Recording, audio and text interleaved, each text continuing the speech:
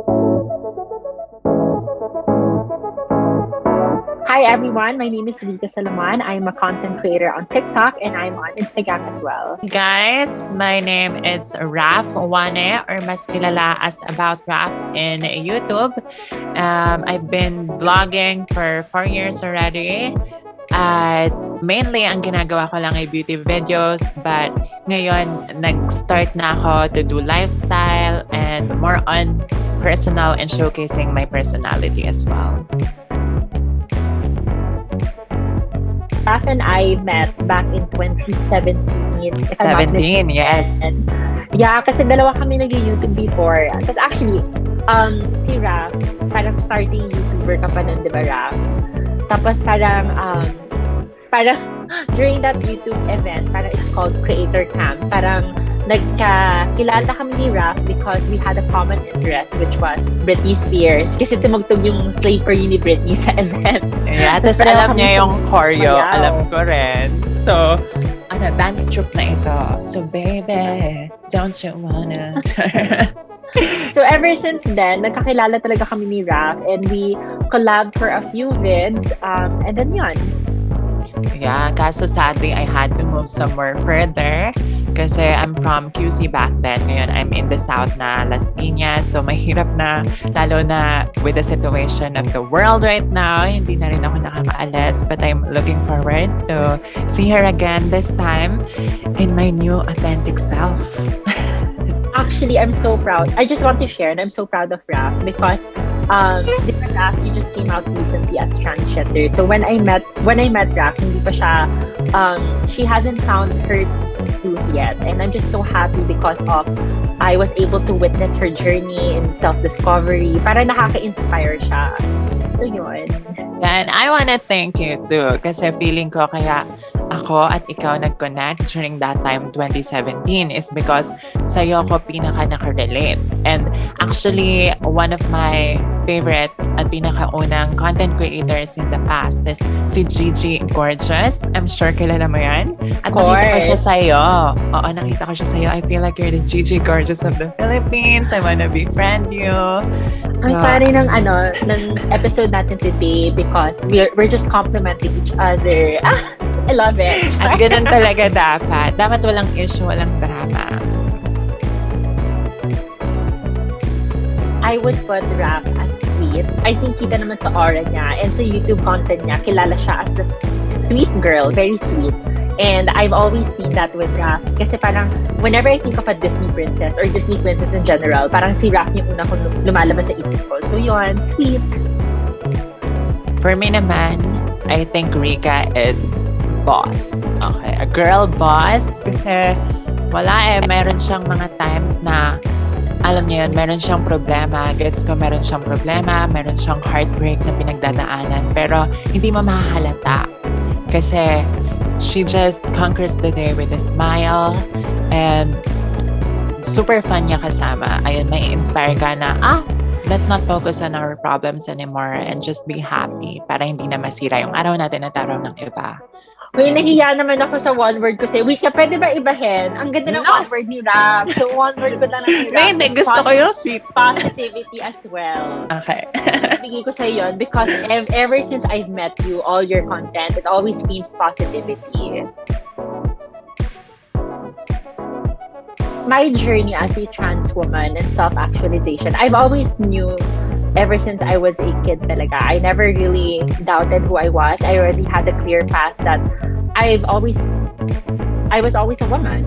So growing up, I just did not have the knowledge or the awareness to describe who I was, diba? Kasi parang ang pagkakaalam natin and that is because of the lack of awareness that we had or siguro during my time wala pa kasing TikTok noon, wala pang mga pa-internet noon. So parang ang pagkakaalam ko lang, when you say bakla or when you say gay, yun na yung mga tao na feeling babae, gusto maging babae. So I've always parang yung time na yon, I labeled myself as bakla, as gay. But it was only then, I think it was roughly around the latter years of my high school that I discovered there was more in the LGBT community. There was parang yung soji doon ko lang din naintindihan. And that was when I was able to differentiate between what being gay meant and what being transgender also meant. And I think it's very important that we have this visibility on social media and etc. Because what truly helped me define who I was or understand what I was going through was because I saw Kim Petras. I'm not sure if you know her, but she's a German pop singer. And at that time, there was a, I don't know if you call it meme at that time. It wasn't a meme pe. Basta, wala, parang before 9gag pa yon. So parang, that was, parang nag-viral yung photo niya na trap.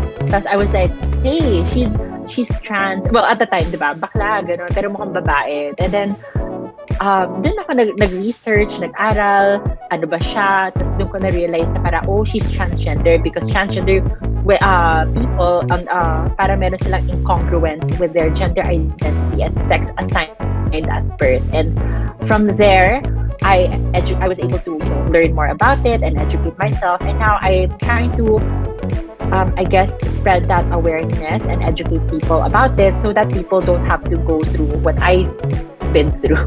As for me, you mentioned earlier na maraming conservative households, and I can totally relate and agree to that because I am a part of a conservative household.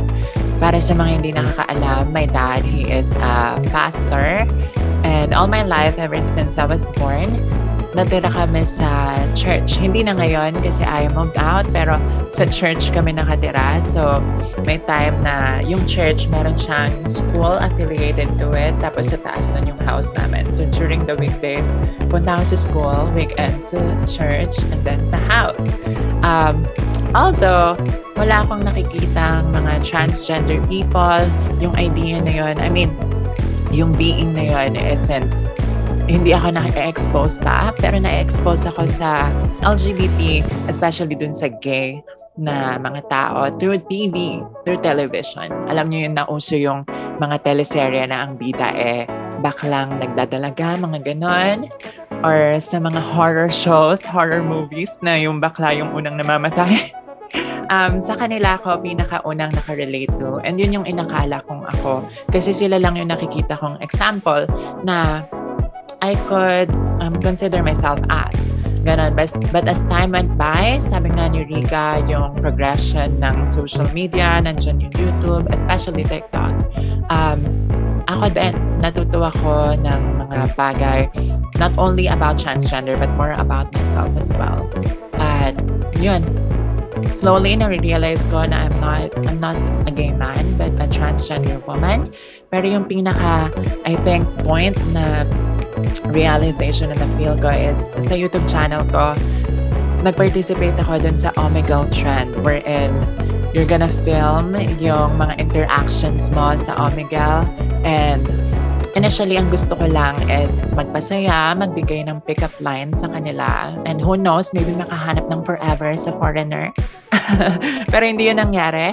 But that is a great thing is nahanap ko naman yung ako, and that is forever for me. Kasi during that time, ang ginagawa ko is nagsusot ako ng wig, nagsusot ako ng makeup, ng feminine clothes, and I realized na dito ako masaya.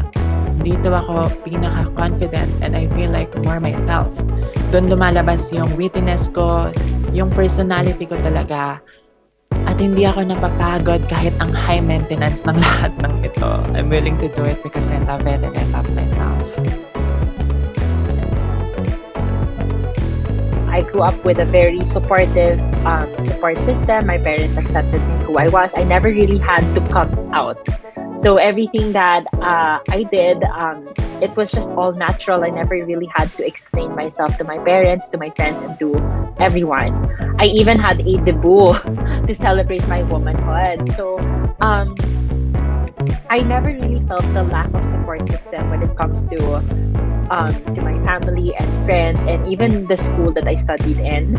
But in terms of the whole country, the Philippines, I feel like even though there are organizations, LGBT organizations, community that you can find a home in, parang it's still, parang during that time, coming from na I was starting my transition, I didn't know of it. Diba? So parang, and until now, although mas visible na siya ngayon, we have Transcend by Love Yourself and Love Yourself na and Tantay, etc., etc. I feel like I hope that we can elevate and also support these groups, because at the same time, marami pa rin talaga mga tao na hindi sila aware that there are such organizations. Hindi sila aware na meron silang mahanap na community in the Philippines. Also, for me, with my personal support system, sabi ko nga, my family, they are very conservative. So, unlike Rica, I had to come out and I was able to film it, fortunately. And mas fortunately is yung naging response nila, which is they're very accepting of me. And up until now, siguro hanggang sa day na mamatay ako, yun pa rin yung pinaka-favorite, pinaka-matimbang na video sa YouTube channel ko. And although, so yun, yung feeling na na-receive ko doon is feeling ko sobrang saya na wala na akong dinadalang bigat sa aking puso, kasi as long as mahal ka ng mga taong forever mananatili sa buhay mo, masaya at okay na. Pero I also know na hindi lahat ng tao, hindi lahat ng trans or anyone from the LGBTQ plus community ay merong privilege na ganon.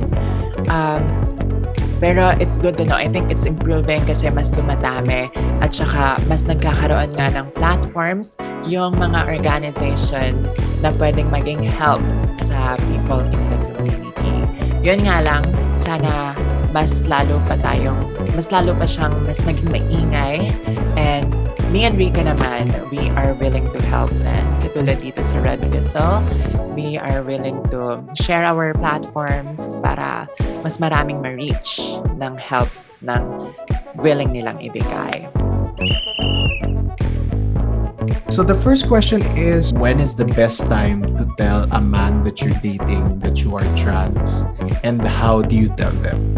Personally, I always make sure that the guy knows that I'm transgendered before meeting them, because the reality of trans women being received with hate and violence when they come out is mataas, and that's why we have hate crimes, and that's why we have what happened with Jennifer Laude, etc., etc. So ako talaga, ever since I started, with the apps and all, I put it in my bio. Sobrang OA na talaga. I put it in my bio. Transgender, transgender, transgender, transgender. As in lahat. Even my picture, may transgender na word. Even when they match me, I message them, hi, I'm actually transgender. Ganon. And the number of times that I have been permanently banned on Tinder and Bumble, malala. Because nga, I'm trans. And I guess pinagtitripan ako ng mga tao because of it. Personally, I always tell the person that I'm transgender before meeting them, before anything happens. But at the same time, there are trans women who choose not to, only because, it might incite violence. So I guess it really depends on the context, and it really depends on the situation you're in. There is no, I think, ideally, sana sinasabi mo before, but at the same time, let's not shame trans women who doesn't share it at the get-go, because we don't know where they're coming from, we don't know what they've experienced, and at the end of the day, it's all about just being safe and protecting ourselves as well. Feeling ko, if trans na ako nung nagda-download pa ako ng dating apps, ganun din yung gagawin ko. Ilalagay ko sa bio ko na I am transgender para, masala na yung mga taong hindi naman ako ang preference din, if that will be an issue to them. And at the same time, if ever may ma-attract sa akin for who I really am, edi smooth flowing na. Diba? Kikilalanin mo na yung personality at hindi na yung bagay na yun.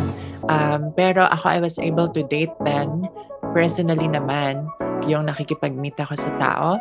And before pa ako magkaroon ng feelings, before ko pa mas i-prioritize yung feelings niya as compared to mine, sinasabi ko na yun yung ginagawa ko. Kasi you have to you have to be selfish then as well eh. It's not, hindi lang siya an act of considering him by saying who you really are.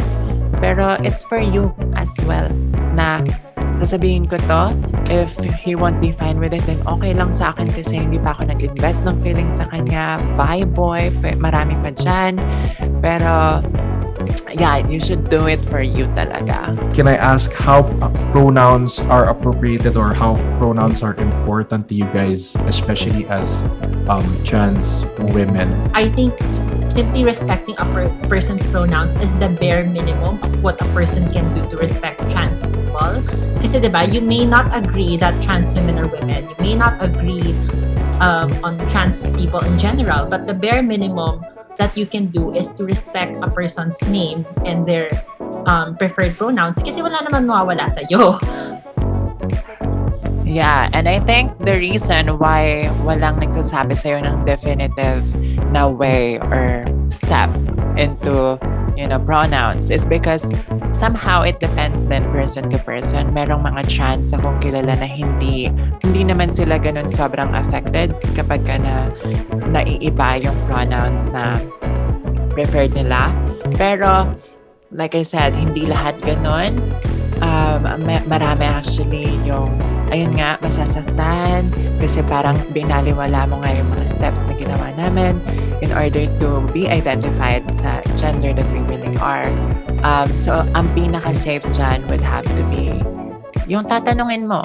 Hindi kami ma-offend if tatanungin mo kung ano yung prefer naming pronouns. Actually, ma-appreciate namin yun kasi you are considering our feelings and ayun. Yan. This is gonna help me out a lot. So thank you so much for taking the questions. I guess that's all I have for now. And thank you so much. Yeah, much appreciated. Now I know more. That's why we're here to educate everyone.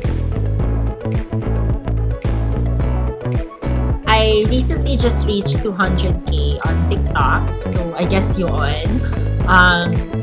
Yun na lang muna. Yun na lang muna yung milestone ko siguro. Ako, I recently came out. So, sobrang saya nun. And I know meron akong mga viewers na nagtatanong sa akin, when are you getting this type of surgery? Or when are you gonna have your name changed? Ganyan. Pero right now, sobrang nag-enjoy pa ako and shopping for women clothes. Even yung mga panali sa buhok, ang ipit, natutuwa ako. And I consider those as milestone, as achievements kasi I'm finally living as myself. Thank you. I think ultimately as long as you know within yourself and you accept that you're a transgender woman, then your journey is there. You're at the finish line na. It's up to you na lang kung if you wanna, conform sa bone structure, sa implants and everything. Pero as long as hindi siya requirement yung mga bagay na yun. I love Raf's answer because that is 100% correct. The first step is acknowledging that you are transgender. Everything else that follows, those are just secondary. Those are just parang, wala. Because whether you choose to transition or not, whether you choose to take hormones or not, surgeries or not, it doesn't make you any less valid of a trans person. So again, the first step that you only need to take is to acknowledge who you are. So yun. And again, transitioning can be as small as changing your name. Transitioning yun because you're changing something about you, diba?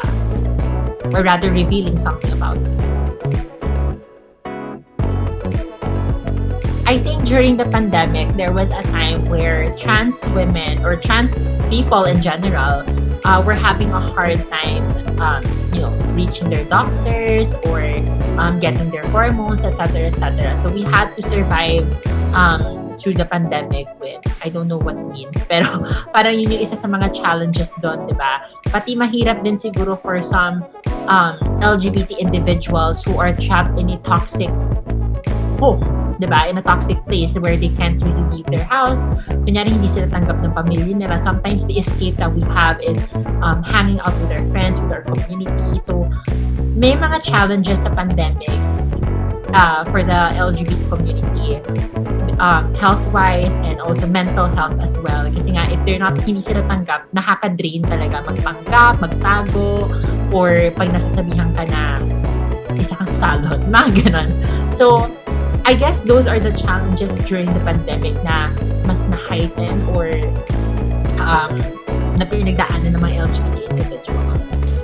Aside from challenges, of course, meron ding mga celebrations kasi during this time, since marami tayong time within ourselves sa sarili lang natin, we also get to educate ourselves and we also get to learn more about ourselves. I think that's why nagkaroon ako ng courage and means to find myself kasi ang dami kong time this pandemic. I had to focus myself and not really sa ibang tao. So, ayun, maraming dumagdag sa aming federasyon. And at the same time, observation ko lang very sisterly ang pagtrato ng fellow trans women ko sa akin. So, sana hindi lang sa akin yun. Sana sa lahat. Kasi I do feel the warm welcome na uy sis, kung gusto mo ng hormones, gusto mo injectan kita, punta ka lang dito. Ang daming ganun sa akin. So, I feel blessed. Sana ganun tayo sa lahat, hindi lang sa akin. Ayun. What I mentioned earlier, you can check Transcend by Love Yourself. It's a trans-positive organization and support. Yeah, Transcend by Love Yourself. And if ever mapadpad ka sa trans TikTok, stay there. Panood ka ng videos ni Rica, at least 3 minutes, mapupunta ka na doon.